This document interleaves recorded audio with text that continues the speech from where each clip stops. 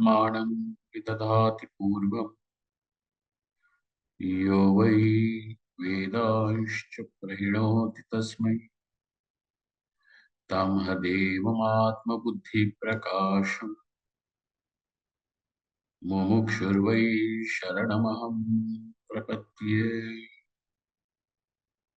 ओम शांति शांति शांति। ओम नमो ब्रह्मादिभ्यो ब्रह्म विद्या संप्रदाय कर्तृभ्यो वंश ऋषिभ्यो महद्भ्यो नमो गुरुभ्यः। सर्वोपप्लवरहितः प्रज्ञानघनः प्रत्यगर्थो ब्रह्मैवाहमस्मि ब्रह्मैवाहमस्मि। ओम वेदान्तार्थविभासकाय गुरवे शान्ताय सन्न्यासिने नानावादी नगेन्द्रसङ्घपवये योगीन्द्रवन्द्याय च मोहध्वान्तदिवाकराय भगवत्पादाभिधां बिभ्रते तस्मै भाष्यकृते नमोऽस्तु सततं पूर्णाय बोधात्मने। ब्रह्माहं यत्प्रसादेन मयि विश्वं प्रकल्पितम् श्रीमत्स्वयं प्रकाशाख्यं प्रणौमि जगतां गुरुं। यः परमात्मा जगत्सृष्ट्वा प्रविभेश पुनः स्वयं तं कृष्णं प्रत्यगात्मानं वन्दे गोपीमनोहरम्। यस्य प्रसादादहमद्वयात्मा विश्वं समस्तं मयि कल्पितं च तं सर्वलोकैकगुरुं सदाश्री स्वयं प्रकाशं गुरुमानतोऽस्मि। गुरूणां चरणां तोयं प्रणिपत्य निरन्तरं तत्कृपालेशतोद्वैत चिन्ता कौस्तुभमारभे। चराचराणामनिशं सुखाय यस्यावतारो भवतीति सन्तः वदन्ति योनिं जगतामनन्तं तं कृष्णमाद्यं शरणं प्रपद्ये।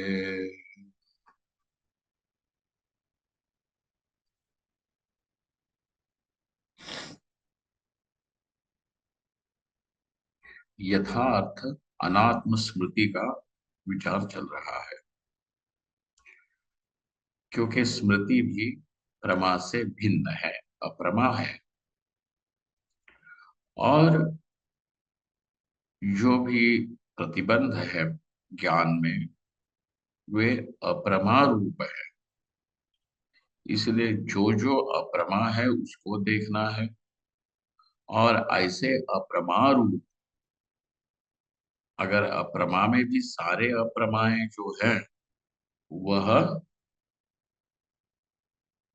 प्रमा के बंध नहीं विरोधी है। नहीं है, ज्ञान के नहीं है। विरोधी नहीं होते, परंतु अयथार्थ आत्मस्मृति, अयथार्थ अनात्म स्मृति और अयथार्थ अनुभव, ये तीनों ही अप्रमा है और वे प्रतिबंधक भी है। तो इसीलिए इनका विचार यहाँ पे अप्रमा का किया जाता है।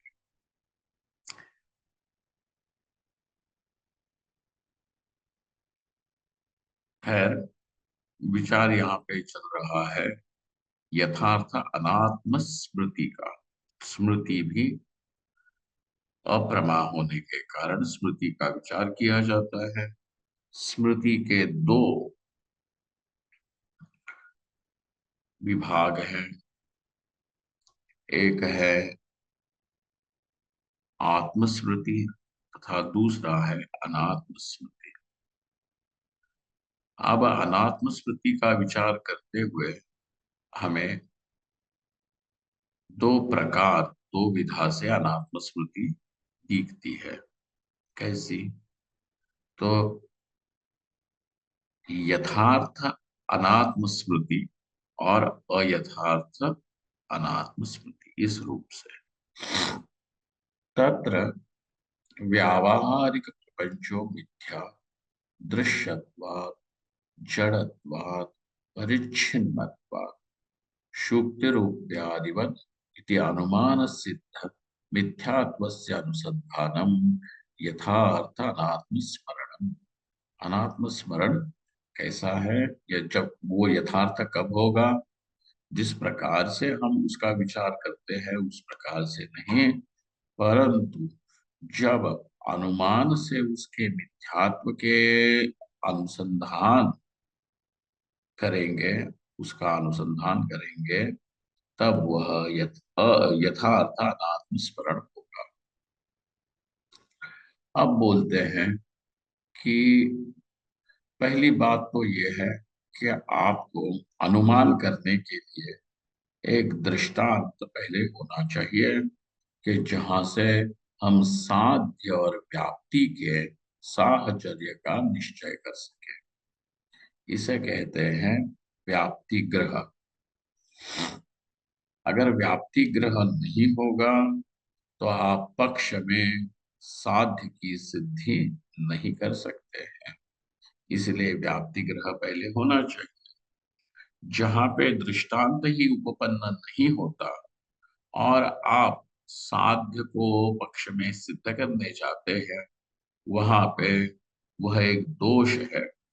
उस दोष का नाम है अनुपसंहारी हेत्वाभास। तो यदि आपके पास उपपन्न दृष्टांत नहीं होगा तो उसके द्वारा हेत्वाभास नाम के दोष से, और कैसा है वह हेत्वाभास? अनुपसंहारी हेत्वाभास है। उस अनुपसंहारी हेत्वाभास के द्वारा आपका अनुमान सदोष होगा, क्योंकि दोष है वहां पे हेत्वाभास नाम का। तो सदोष न हो, इसके लिए पहले तो हमें दृष्टांत को उपपन्न करना पड़ेगा कि ये दृष्टांत कैसा है। तो दृष्टांत को उपपन्न करने के लिए आपको दृष्टांत और पक्ष में कुछ विशेषण देने होंगे कि जिससे अब ये दृष्टांत जो है वो पक्ष के अंतर्गत नहीं आएगा। तो क्या दृष्टांत दिया? शुक्ति रजत का। ये सारा अनुसंधान रूप है, ये मत भूलिएगा। ये अनुभव रूप नहीं। ये कैसा है? अनुसंधान कर। नहीं जी, हमको तो अनुभव चाहिए, ये अनुसंधान करके हम क्या करेंगे बाबा? जब तक अनुसंधान की आवश्यकता है तब तक क्या अनुसंधान होना चाहिए। अनुभव हो जाता है अथवा है ही। प्रपंच का अनुभव तो हमें है ही, अनात्म वस्तु का अनुभव तो है ही, परंतु उसमें सत्यत्व बुद्धि हमें होती है, यथार्थ दिखता है। इसीलिए अब उसकी वास्तविकता को बाधित करने के लिए आपको अनुमान का आश्रय करना पड़ता है। ठीक है? इसीलिए इस बात को आप कमजोर न समझे। व्यावहारिक प्रपंचो मिथ्या दृश्यत्वात् जड़त्वात् परिच्छिन्नत्वात्। तीन हेतु दिए और साध्य क्या है? मिथ्यात्व। तो दृश्यत्व, जड़त्व और परिच्छिन्नत्व शुक्ति रूप में दिखता है कि नहीं दिखता? कोई कहेगा कि शुक्ति रूप का आप एक दृष्टांत लिए, परंतु रज्जु सर्प में वो सर्प हमको चेतन दिखता है। अरे बाबा, ये बताओ, चेतन दृष्टा होता है कि दृश्य? दृष्टा।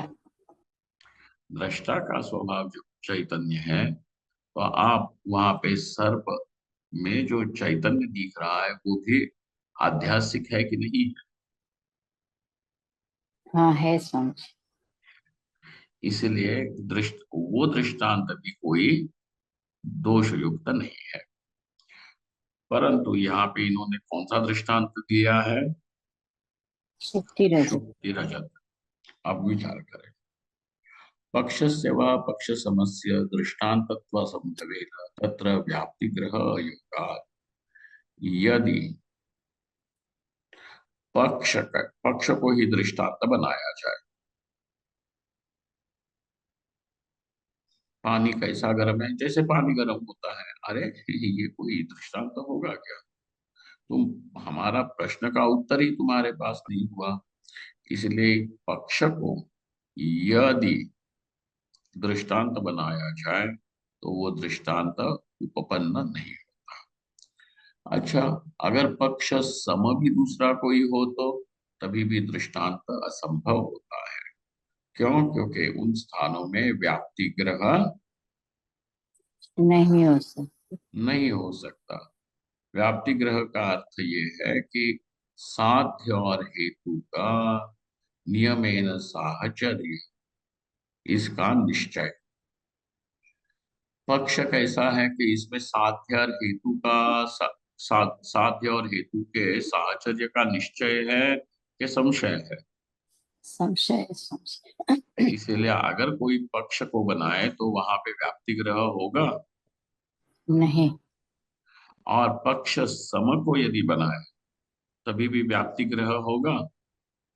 नहीं होगा। नहीं। नहीं होगा। इसीलिए पक्षम विष्णष्टि। इसीलिए अब उस दृष्टांत से भिन्न करने के लिए बताते हैं व्यावहारिक प्रपंच। व्यावहारिकत्व का अर्थ क्या है? प्रपंच में, जिस प्रपंच में व्यावहारिकत्व हो उस प्रपंच को हम मिथ्या सिद्ध करना चाहते हैं। तो तुम्हारा पहला प्रश्न ये है कि जिस प्रपंच को तुम मिथ्या सिद्ध करना चाहते हो वह प्रपंच व्यावहारिक है। तो व्यावहारिक पद से आप क्या कहना चाहते हो? तो कहा अज्ञात सत्ताकत्वम व्यावहारिकत्वम। क्या है? अज्ञात सत्ताकत्वम व्यावहारिकत्वम। ठीक है ना? यस स्वामी जी। यस स्वामी जी। जी स्वामी जी। हाँ। अशुक्ति रजत में अज्ञात सत्ताकत्व है कि ज्ञात सत्ताकत्व है? ज्ञात सत्य। ज्ञात ज्ञात ज्ञात सत्ता। सत्ता। ज्ञात सत्ता का तो। ज्ञात सत्ता है उसकी। अब इसलिए देखना, शुक्ति रजतादेः प्रतीयमान सत्ताकत्वेन प्रातीतिकत्वात् दृष्टान्तः उपपद्यते। इसीलिए शुक्ति रजत जो है वो व्यावहारिक प्रपंच के भीतर आएगा कि व्यावहारिक प्रपंच मतलब कुक्षीकृत है कि पक्ष सम है? कहा पक्ष सम नहीं है, पक्षांतर्गत भी। नहीं है। नहीं है। तो ऐसा कौन सी चीज है कि जिसने इसको दूर किया? तो कहा विशेषण। कौन सा विशेषण है वह? ज्ञात व्यावहारिक प्रपंच। व्यावहारिक। प्रपंच का। प्रपंच का विशेषण क्या है? यस व्यावहारिक। व्यावहारिक। व्यावहारिकत्वम इति। अब बोलते हैं ननु वादी प्रतिवाद। अब उसी बात का थोड़ा सा विस्तार करके समझाते हैं। ननु वादी प्रतिवादिनो हो संप्रतिपत्ति विषयो दृष्टांत वक्तव्य। भाई आपने दृष्टांत तो वह देना चाहिए कि जो वादी प्रतिवादी दोनों के संप्रतिपत्ति का विषय हो, मतलब सम्यक दोनों को ग्रहण किया गया, दोनों से ग्रहण किया गया हुआ हो। संप्रतिपत्ति विषयो दृष्टांत वक्तव्य। प्रतिवादी भी ही, परंतु प्रतिवादी ने, अब न्यायिक का पक्ष, शुक्ति रजतस्य अनंगीकारेण कथम दृष्टान्तः इति चेत।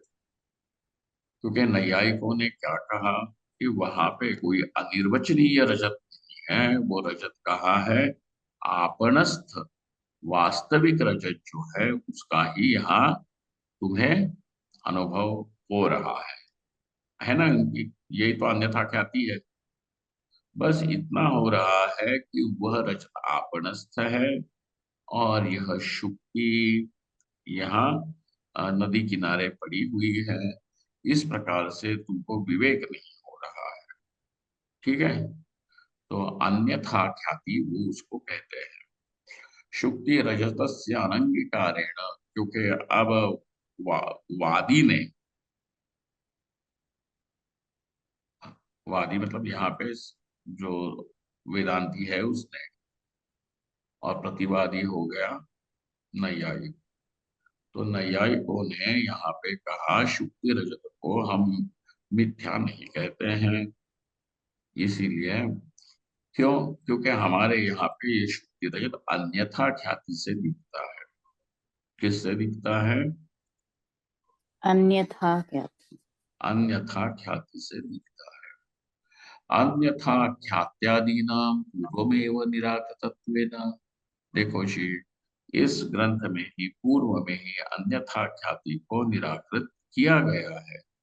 शुक्ति रजतस्य साधितत्वात्, और शुक्ति रजत को हमने साधित किया है कि ये शुक्ति रजत कैसा है?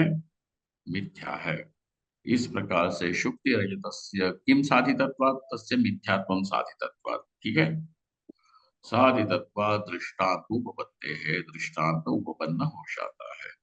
ततश्च तत्र हेतु साध्ययोः दृश्यत्व मिथ्यात्वयोः व्याप्तिग्रह संभवेन पक्षेपि दृश्यत्व हेतुना मिथ्यात्वं साधयितुं शक्यते।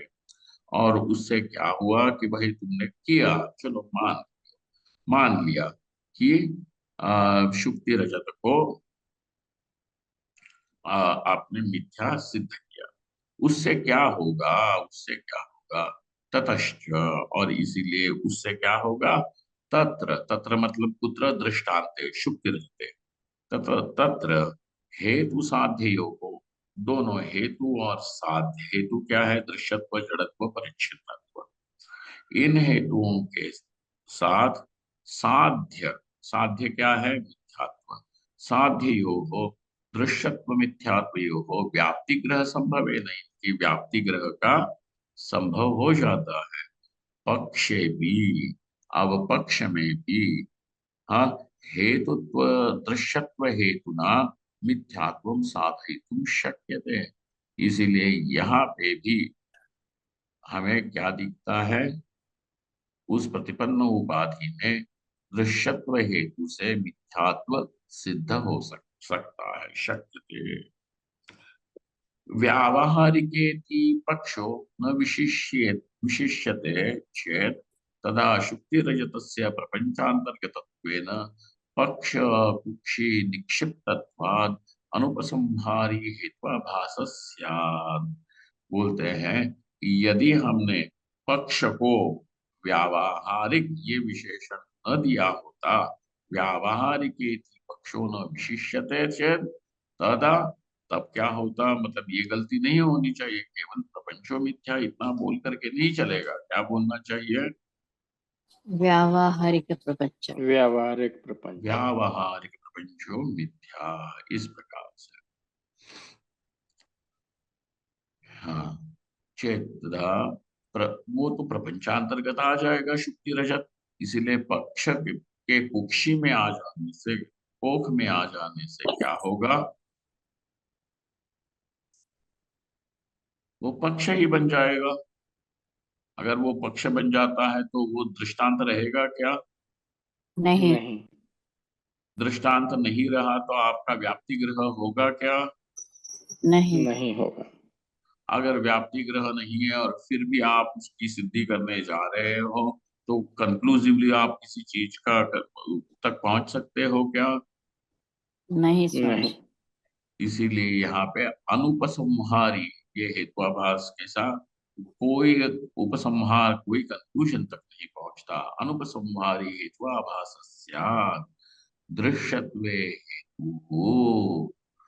हाँ, दृश्य, वो फुटनोट में बोला है।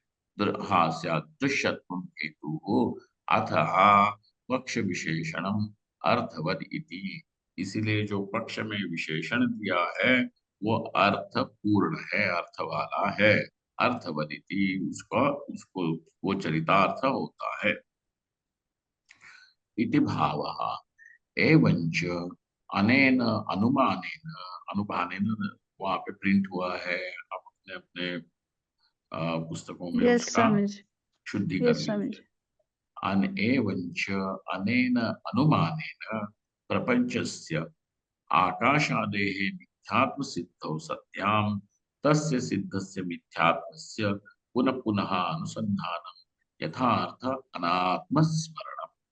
इस प्रकार वास्तविकता से देखा जाए तो ये टॉपिक यहाँ पे एक दृष्टि से कंप्लीट है। आगे आने वाली जो चर्चा है वह शास्त्रार्थ है। ठीक है। यस जी जी स्वामी जी। हाँ।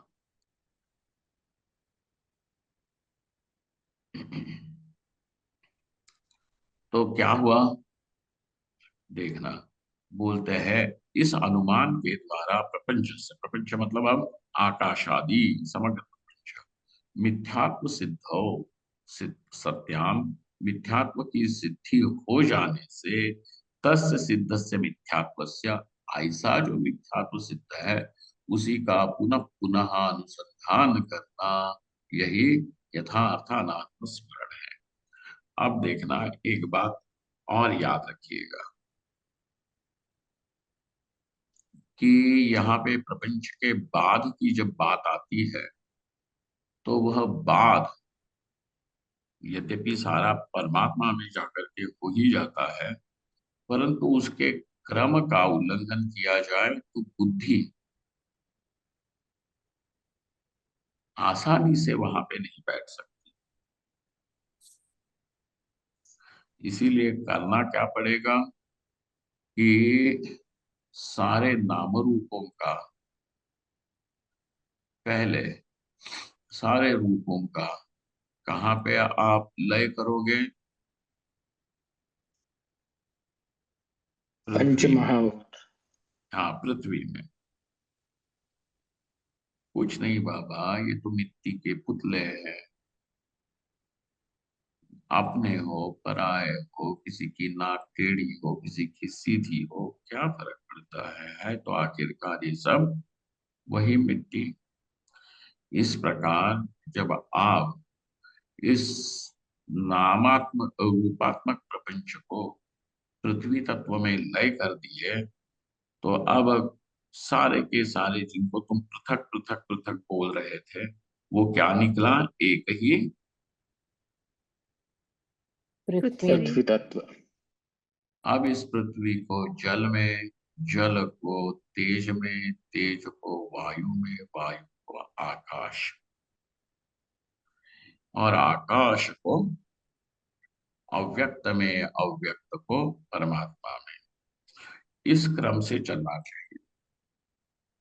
क्यों इस क्रम से चलना चाहिए? हम क्रम का उल्लंघन क्यों नहीं कर सकते? तो बोले नहीं, करने की कोई, न करने की कोई वैसे निषेध तो नहीं है, परंतु बुद्धि को सहजता से यदि वहां पे ले चलना होगा तो क्रम से बुद्धि को सूक्ष्म करना पड़ेगा। आपको याद होगा कि जीवन मुक्ति विवेक में उन्होंने बुद्धि के सूक्ष्मता की बात की थी, याद है किसी को?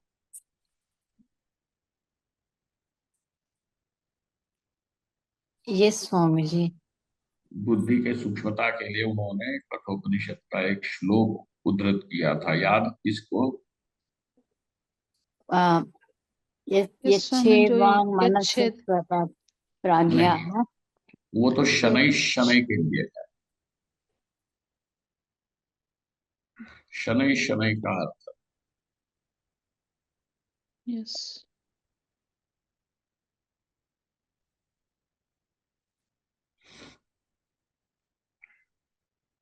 इस बार थोड़ा जिनके पास पुस्तक होगी जीवन मुक्ति विवेक की, वो थोड़ा सा देख ले इसको। मनोनाश के प्रकरण में ही आया है, ज्यादा आगे। नास्ति बुद्धिरयुक्तस्य न चायुक्तस्य भावना, न चाभावयतः शान्तिः अशान्तस्य कुतः सुखम्। कृष्ण भगवान कहते हैं नास्ति बुद्धि ही अयुक्तस्य, जो योग युक्त नहीं है उसको ये बुद्धि हो ही नहीं सकती। ठीक है ना? नचा, इसीलिए ध्यानाभ्यास आवश्यक।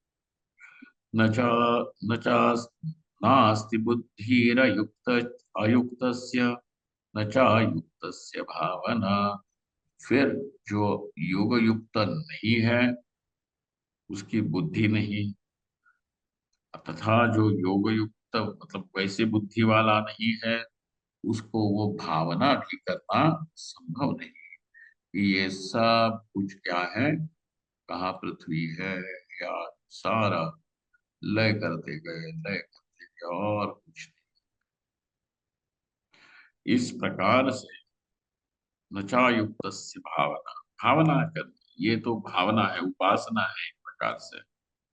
इसीलिए कृतोपास्थि ही ज्ञान का अधिकारी बनता है, भावना। न चा भावयत शांति ही, और जिसने ये भावना नहीं की है, अब उसके लिए शांति भी कहाँ होगी, है ना। न चा भावयत शांति ही, अशांतस्य कुतः सुखम, और जो अशांत है उसके लिए कोई सुख इत्यादि नहीं होगा। हम्म। जो निरंकुशा तृप्ति की बात कर रहे हैं, जो निरंकुशा तृप्ति जीवन मुक्ति का परम लक्ष्य है, हाँ, वो नहीं होगा। और दूसरी बात, जिन्होंने ये साध्य नहीं किया, हमको तो जीवन मुक्ति, हमको तो क्रम मुक्ति चाहिए, या तो हमको तो विधेय कैवल्य चाहिए, ये कहने वाले जो लोग होंगे, तो उनके लिए एक सावधानी का इशारा ये है, विमुक्तश्च विमुच्यते। विमुच्यते। इसलिए इस प्रकार एवं च अनुमानेन प्रपंचस्य आकाशादेः मिथ्यात्म सिद्धौ। अब देखो क्या बोले, आकाशस्य मतलब ले चलो वहां आकाश को भी अव्यक्त तक, और अव्यक्त को फाइनली परमात्मा में ही। इसका लय, और लय का अर्थ बाद। लय का अर्थ हम लोगों ने क्या देखा था, इसी ग्रंथ में देखा है ना।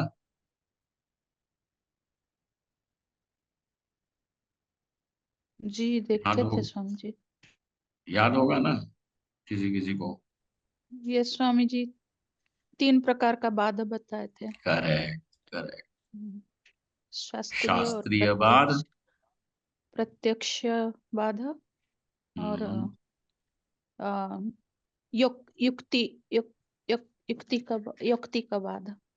यौक्तिकवाद, ठीक कहा, वेरी गुड। इस प्रकार से यथार्थानात्म सिद्ध। अब थोड़ा यहाँ मुख्य विषय यहाँ पे एक प्रकार से हो गया निरूपण करके। अब इसके ऊपर थोड़ा शास्त्रार्थ है। पूछते हैं, ननु मिथ्यात्वम प्रपंच निष्ठम न वा। भाई तुम बताओ, जो मिथ्यात्व तुम बोल रहे हो, वह प्रपंच में ही रहता है कि नहीं रहता। प्रपंच निष्ठम न वा। निष्ठ का अर्थ होता है कि जो आधेयत्व संबंधे न रहे, है ना। आधेयत्व का अर्थ होता है, एक होता है आधार। आधार, और दूसरा यस होता स्वामी। है आधेय। आधेय। जिसमें रहे वो आधार, और जो जिसमें रहे वह आधेय। आ आधे। ठीक है। जी। तो जो आधेय होता है उसको कहेंगे निष्ठ। वहां पे खड़ा है, बैठा है।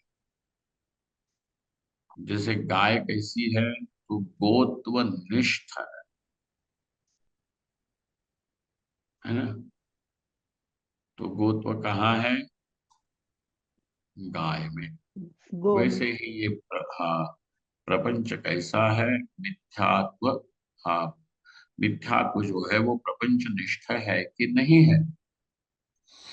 चलो अब इसका विचार करते हैं। तो वो कहता है पूर्व पक्षी, आद्य।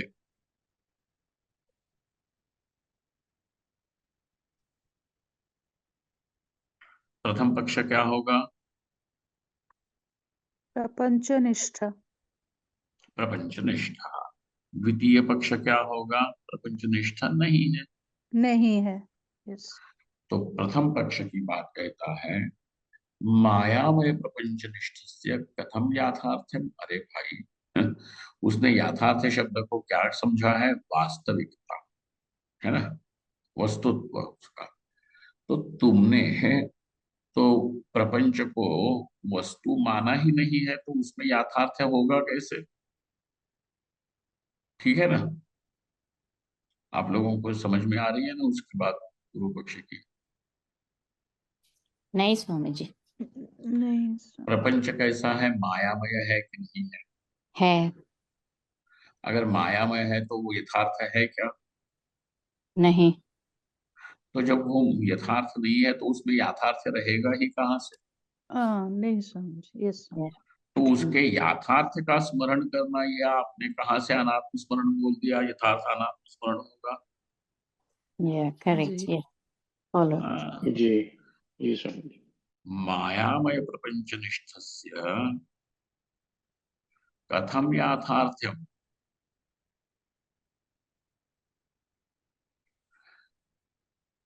याथार्थस्य वस्तु धर्मत्वात्, क्योंकि याथार्थ का अर्थ क्या होता है कि जो वस्तु का धर्म हो। तो यहाँ पे तुम्हारी जो चीज है प्रपंच, उसका धर्म क्या है? मिथ्यात्व है। मिथ्या है। मिथ्यात्व। तो वो माया यथार्थ में। होगा कैसे? माया में है, उसका यथार्थत्व होगा कैसे? जी याथार्थस्य वस्तु धर्मत्वात् प्रपंचस्य अवस्तुत्वाभ्युपगमात्। और तुमने क्या स्वीकार किया है प्रपंच के विषय में, कि वह अवस्तु। अवस्तु। अवस्तु है, या अभ्युपगम किया है? वस्तुत्वाभ्युपगमात्, अवस्तुत्वाभ्युपगमात् अवस्तु धर्मस्य, जो अवस्तु का धर्म है, मिथ्यात्वस्य अवस्तुत्व अवश्यम भावेन। इसलिए ये मिथ्यात्व भी तुम्हारा कैसा होगा? अवस्तु होगा। यस। तो अवस्तुत्व अवश्यम भावेन याथार्थ अनुपपत्ते है, इसका याथार्थ उपपन्न नहीं हो सकता। ये प्रथम पक्ष कि प्रपंच कैसा है, मिथ्यात्व अवस्तु है। निष्ठ है। निष्ठा है। निष्ठ है सब। ठीक है, ये प्रथम पक्ष। द्वितीय भी पक्ष है। अब दूसरा पक्ष कि जानता है कि नहीं बाबा, नहीं है वो मिथ्यात्व उसमें। हम जब मिथ्यात्व नहीं है तो मिथ्यात्व बोलने की क्या जरूरत है? द्वितीय पक्ष है साध्या भाव है, वहां पे साध्य तो तुम्हारा है ही नहीं, तो कौन सा तुम सिद्धि करने जाओगे? इसलिए अनुमान से बाध है, वहां पे अनुमान ही नहीं चल सकता, तो अनुमान का बाध होगा, अनुमान वहां से लौट आएगा। नहीं है, अनुमान से बाध स्यात्। ठीक है, पक्ष में साध्य ही जी नहीं है। यस। जी इसीलिए साध्या भावेन अनुमान से बाध स्यात्। तस्मात् मिथ्यात्म अनुसंधानम यथार्थ अनात्म स्मरणम इति अनुपपन्नम इति। और इसीलिए प्रपंच के मिथ्यात्व का अनुसंधान करना, ये जो तुमने कहा यथार्थानात्म स्मरण है, ये अनुपपन्न होता है। नैष दोषः, ये कोई दोष नहीं है। क्यों नहीं है? तो वह अब सिद्धांति बोलता है, मिथ्यात्वम प्रपंच निष्ठमेव। ये मिथ्यात्व कैसा है? प्रपंच निष्ठ है। प्रपंच निष्ठ ही है। इसीलिए पहले पक्ष को स्वीकार करके ही हम बात करेंगे, द्वितीय पक्ष की बात नहीं कर रहे हैं। नहीं। तो मिथ्यात्व प्रपंच निष्ठमेव न च अवस्तु धर्मस्य वस्तुत्वात् तदनुसंधानस्य कथम याथार्थ्यम्। ज्ञानगत याथार्थस्य क्षय प्रयुक्तत्वात् इति न वाच्यम। हाँ, तो न को नीचे खींच लिया तुमने, और वाक्य आपकी भाषा में पूरा हो गया है ना, इति न यस वाच्यम स्वामी जी। बोलने से। तो वहां से लेकर के पहले तक क्या है, पूर्व पक्ष का एक आर्गुमेंट है, और न वाच्यम कहने से वो सिद्धांति उसके, ये अच्छी बात होती है। कि पहले कोई प्रश्न करे तो उसके प्रश्न को अपने उत्तर में पहले जोड़ लेना चाहिए और फिर कहना चाहिए ऐसी बात नहीं है, तुमने ये कहा या ऐसे नहीं। ठीक है। तो अब उसने पूर्व पक्ष का एक और कहा कि तुम क्या कहोगे, हम तुम्हारी और एक बात जोड़ देते हैं पुष्ट करने के लिए। अवस्तु धर्मस्य, जो अवस्तु है उसका धर्म का अवस्तुत्वात्, वह भी अवस्तु होने से, तार अनुसंधान से कथम याथार्थ्यम, उसके अनुसंधान का कथम याथार्थ्य होगा। क्यों? क्योंकि ज्ञान में रहने वाला जो याथार्थ्य है वो कैसा है? विषय से प्रयुक्त है। कैसा है? विषय से प्रयुक्त होता है।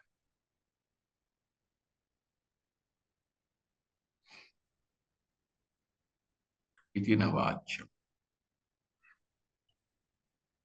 विषय प्रयुक्त ज्ञान याथार्थ्य। आपको बात समझ में आ रही है कि नहीं? Not really, yes Swamiji. Swami ji. Chakresh, जी स्वामी जी। अब देख, विषय प्रयुक्त होने का अर्थ यह है कि देखो, ज्ञान का विषय एक होता है जैसे रज्जु सर्प।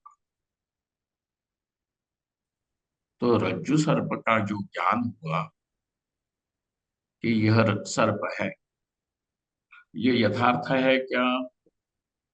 नहीं। नहीं स्वामी जी। नहीं है। एक सामने घड़ा पड़ा है और घटक ज्ञान हुआ, ये यथार्थ है कि नहीं है? है। जी है। प्रश्न ये है कि एक ज्ञान को तुमने यथार्थ कहा और दूसरे ज्ञान को अयथार्थ कहा, तो इनमें ज्ञान के याथार्थ को अयाथार्थ को तुमने किस प्रकार से विभाजित किया, किस कारण से किया? विषय के कारण से। तो उसमें ज्ञान में आने वाला यथार्थता, ज्ञान में आने वाली यथार्थता अथवा अयथार्थता किसके कारण है? विषय के कारण। तो विषय प्रयुक्त है कि नहीं है वह? यस जी है। तो ज्ञान गत याथार्थस्य विषय प्रयुक्तत्वात्, ऐसा होने से, है ना? पूर्व पक्ष समझ में आया? यस जी स्वामीजी। हाँ। तो अब सिद्धांति बोलता है ऐसे मत कहो। क्यों न कहो? ज्ञानस्य याथार्थ्यम नाम, ज्ञान के याथार्थ का अर्थ क्या होता है? मानांतर बाध्यत्वम। क्या है कि इतना ही नहीं कि वस्तु यथार्थ है कि नहीं है, वो तो बाद में देखा जाएगा। हम किसकी वस्तु यथार्थ है कि नहीं है ये बात नहीं, ज्ञान यथार्थ है कि नहीं है ये बात पूछ रहे हैं, है ना? जी जी। यस।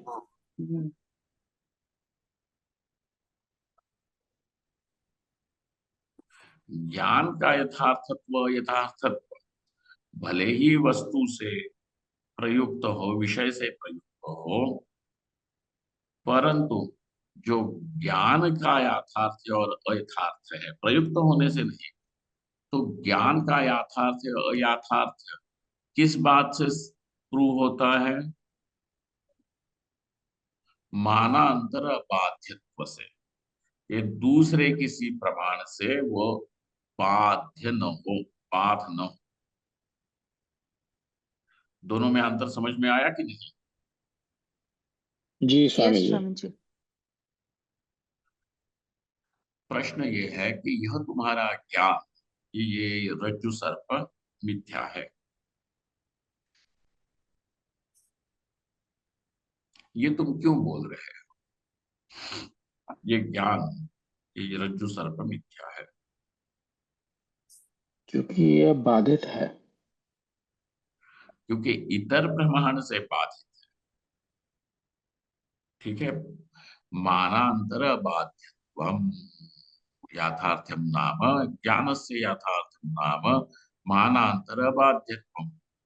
तदपि यद्यपि वह विषयकृतमेव स्वरूपेण प्रयुक्त है, इसमें हम कोई वो नहीं करते, परंतु ज्ञान का याथार्थ किस बात से है? मानांतर मानांतर मानांतर बाध्यत्व। मानांतर अबाधित बाध्यत्व से है। विषय प्रयुक्त होने पर भी वह किस बात से हम ज्ञान का याथार्थ है? दूसरे प्रमाण से मानांतर बाधक। अबाध्य। हाँ, ये बात है। अच्छा, विषयकृतमेव स्वरूपेण ज्ञानस्य बाधा बाधयोगो अयोगात्, क्योंकि ज्ञान का बाधा बाध नहीं होता है ना। ज्ञान तो ज्ञान है, ज्ञान किसको विषय कर रहा है ये बात है। रज्जु सर्प को विषय कर रहा है अथवा घटपट आदि को विषय कर रहा है, सर्प को विषय कर रहा है कि रज्जु को विषय कर रहा है, इतना ही है। ज्ञानस्य बाधाबाधयोः अयोगात् विषय बाधाबाधाभ्यां तस्य ज्ञानस्य बाध्यत्व व्यपदेशात्। एव फिर भी क्या हुआ? ज्ञान का याथार्थ किस बात से है? विषय का बाधा अबाध से मानांतर बाधक से। मानान मानांतर बाध। मानांतर मानांतर बाधत्व से। हाँ, तो अलग हो गया ना कारण तुम्हारा, ज्ञान को यथार्थ समझना यथार्थ समझना इस बात में। जी स्वामी जी। हाँ, Swamiji, sorry, can you please explain it in English? Sorry. So, letter. एवं च प्रपंचस्य मिथ्यात्वं नाम अधिष्ठान सत्तातिरिक्त शून्यत्वमेव, सत्ता शून्यत्वमेव। अब प्रपंच का मिथ्यात्व ये क्या चीज है? प्रपंच का मिथ्यात्व, इसका अर्थ क्या है? अधिष्ठान सत्ता अतिरिक्त सत्ता शून्यत्वम। मिथ्यात्व का, प्रपंच के मिथ्यात्व का अर्थ क्या है? अधिष्ठान के सत्ता से अतिरिक्त सत्ता नहीं होना। जी स्वामी। ठीक है, सत्ता मतलब अस्तित्व। सत्ता का अर्थ क्या है? यस स्वामी जी, अस्तित्व अस्तित्व। अस्तित्व। सत्ता। किसको स्वामी जी। प्रॉब्लम हुआ सत्ता बोलने से? स्वामी जी, सत का जो ता लगता है वो सत्ता हो जाता, इसीलिए अस्तित्व। स्वामी जी, इसी अस्तित्व। को ज्ञात सत्ता कहेंगे? इसी को ज्ञात सत्ता भी कहेंगे? व्याप्तता। ज्ञात ज्ञात सत्ता। सत्ता, ज्ञात सत्ता नहीं। सत्ता अपनी सत्ता, सत्ता दोनों प्रकार से हो सकती है। ज्ञात सत्ता, अज्ञात सत्ता, सत्ता का विषय है ज्ञात अथवा अज्ञात रहना।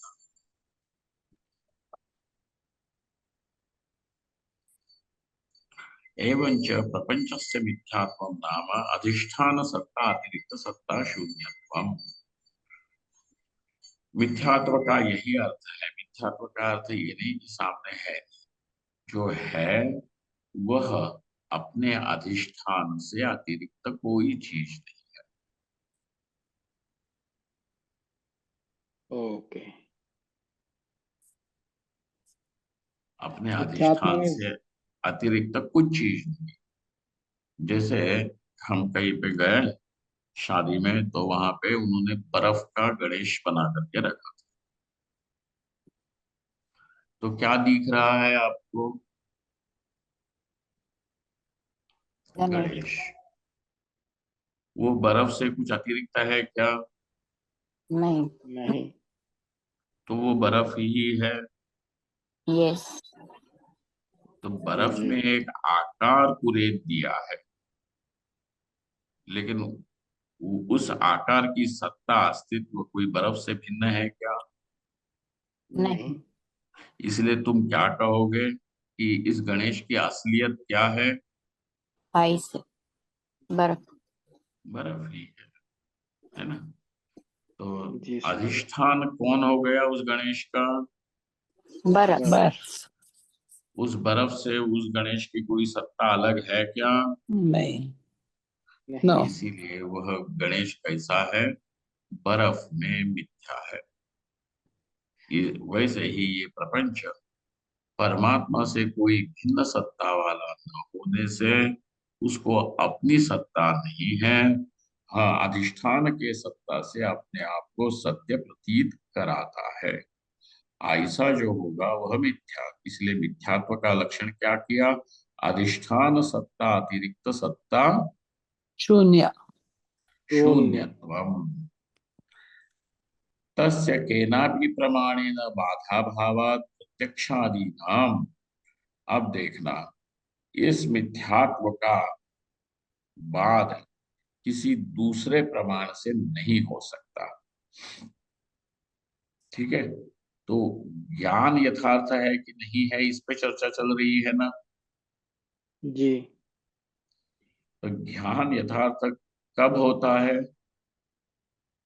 जब मानांतर अबाध हाँ, रहेगा। मानांतर से बाद हो तब। नहीं, मानांतर से अबाधित हो तब वो यथार्थ है ना? जी। यहाँ पे भी तस्य तस्य मतलब प्रपंच से मिथ्यात्व कैसा है? अधिष्ठान सत्ता अतिरिक्त सत्ता शून्य है। इस बात का किसी भी अन्य प्रमाण से बात होना संभव नहीं। अब इस जाने दो, परमात्मा तक मत पहुंचो। ये सारा जितना भी दिखने वाला प्रपंच है, जो नाम नाम रूपों का एक कॉन्ग्रीगेशन दिखता है, ये सारा एक एक पृथ्वी के अलग अलग टुकड़े हैं कि नहीं है? है स्वामी। जी। तो वास्तविकता क्या है? ये सारी पृथ्वी ही है। पृथ्वी है। पृथ्वी है। स्वामी जी। ये ले जाओ ना, दिखता है। अनुज को नहीं दिखा।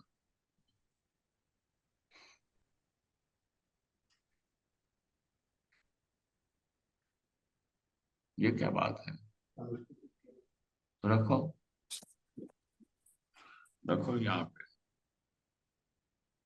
स्वामी जी, हाँ, जो प्रपंच का मिथ्यात्व है वो अगर हमें समझ में आ जाएगा तब भी प्रपंच का बाध तो नहीं होगा। नहीं, बात हो गया। बाध होना और प्रतीति न होना, ये दो अलग अलग बातें हैं ना? जी, प्रतीति जैसे तो रहेगी, आकाश की बाध। नीलिमा तुम्हारे लिए बाधित है कि नहीं है? जी, बाधित है। प्रतीति है पर बाधित है। हाँ, दिखता है, प्रतीत होता है। नीलिमा प्रतीत होती है परंतु बाधित है। जी। जी। तो इसीलिए तो उन्होंने जीवन मुक्ति विवेक में क्यों कहा कि अरे जो बाधित है, मिथ्या है, तो उसको क्या देखना भाई? क्लेश का ही तो कारण है। इसलिए रहने दो, इसको दबा दो, समाधि। इसलिए मनोनाश का प्रकरण आया ना। जी। इसीलिए उन्होंने कहा ब्रह्मनिष्ठा में भी जिसको अब प्रपंच प्रतीत ही नहीं होता, वह ब्रह्मनिष्ठा में कैसा है महापुरुष? सर्वोत्कृष्ट है, ब्रह्मविद वरिष्ठ है। ये कहा। हाँ, तो बात अलग है, प्रतीत न होना ये बात अलग है। लेकिन जी दोनों का स्वामी। अनुभव यही है, चाहे वो ब्रह्मविद हो, चाहे वो ब्रह्मविद वरिष्ठ ही क्यों ना हो। ब्रह्मविद, ब्रह्मविद वर, ब्रह्मविद वरीयान, ब्रह्मविद वरिष्ठ, ऐसा प्रभेद किया है ना वहां पे। यस स्वामी जी। तो पंचम भूमिका में रहे, क्या कहते हैं, चतुर्थ भूमिका में रहने वाला ब्रह्मविद है, पंचम भूमिका में रहने वाला ब्रह्मविद्वर है, षष्ठ भूमिका की प्राप्ति जिसमें हुई है तो ब्रह्मविद वरीयान है, और जिसे सप्तम भूमिका की प्राप्ति है वह वरिष्ठ, ब्रह्मविद ब्रह्मविद वरिष्ठ। वरिष्ठ। इन सब का ज्ञान एक ही है कि यह आत्मा ब्रह्म है और कोई प्रपंच इसमें मिथ्या है इत्यादि, ये सब का ज्ञान है। ठीक है। Yes, स्वामी जी। जी स्वामी जी। हाँ, तो ज्ञान तो वही है सबका, लेकिन शांति के दृष्टि से अगर देखा जाए तो ब्रह्मविद वरिष्ठ, ब्रह्मविद वरिष्ठ जो है। हाँ डॉक्टर पूरा मंडला, जल्दी क्या है। है, चाय वाय चाहिए? कभी लगाया था नहीं, थोड़ी देर और रहने दे बाहर, हाँ हो गया मेरा। तो टेस्ट करके दे। मैं अपने को श्रीखंड बनाना है इसका। नहीं, अरे श्रीखंड, श्रीखंड मत खाओ सुबह सुबह। ओ सॉरी हाँ हाँ, तस्य केनापि प्रमाणेन बाधा भाव। अब बोलते हैं कि उस मिथ्यात्व का किसी भी दूसरे प्रमाण से बाध नहीं हो सकता। तो तुमको साथ बात समझ में आई ना चक्रेश? ये जी जी बाध स्वामी जी। और अप्रतीति दो अलग अलग चीजें हैं। जी स्वामी जी, शब्दों का गलत प्रयोग किया था मैंने, बाध ना ना प्रतीति अलग गलत अलग ऐसे है। नहीं समझना, ठीक है। जी तो कोई चीज तुमको बाधित भी हो जाए परंतु उसकी प्रतीति रुकेगी, ये कोई नियम जी जी स्वामी। नहीं।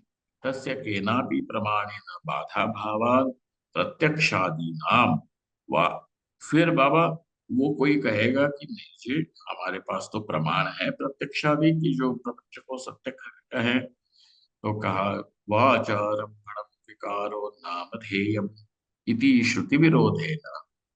यदि उनका श्रुति से विरोध पड़ता है तब अप्रामाण्य उत्पत्ति है, उनमें प्रामाण्य ही नहीं ठहरता, मिथ्यात्वस्य बाधेन। और इसीलिए श्रुति प्रमाण के द्वारा जो मिथ्या ठहराया गया है उसको यदि दूसरा प्रमाण आकर के सत्य सिद्ध करने की कोशिश करे तो उसमें प्रामाण्य ही नहीं रहेगा।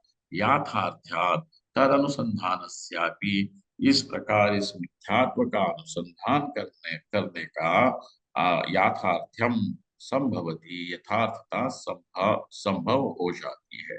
एवं अनुमान सिद्ध मिथ्यात्व। अब हाँ अनुमान, ये मिथ्यात्व कैसे सिद्ध है? अनुमान से। अनुमान अनुमान से। से सिद्ध है।